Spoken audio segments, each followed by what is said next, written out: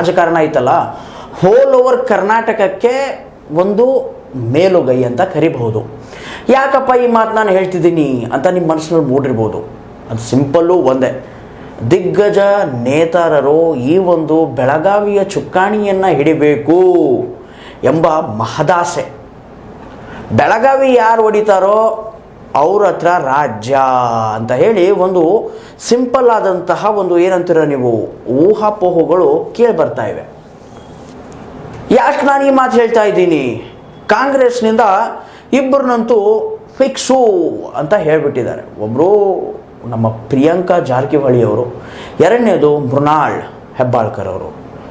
ಆಮೇಲೆ ಅದೇ ರೀತಿ BJPಯಲ್ಲಿ ಅಣ್ಣಾ ಸಾಹೇಬ್ ಜೊಲ್ಲೆ ಅವರು ಮತ್ತು ಇನ್ನೊಬ್ಬರು ಜಗದೀಶ್ ಶೆಟ್ಟರ್ ಅಂತ ಹೇಳಿ ತುಂಬ ಕೂಗ್ ಕೇಳಿ ಬರ್ತಾ ಇವೆ.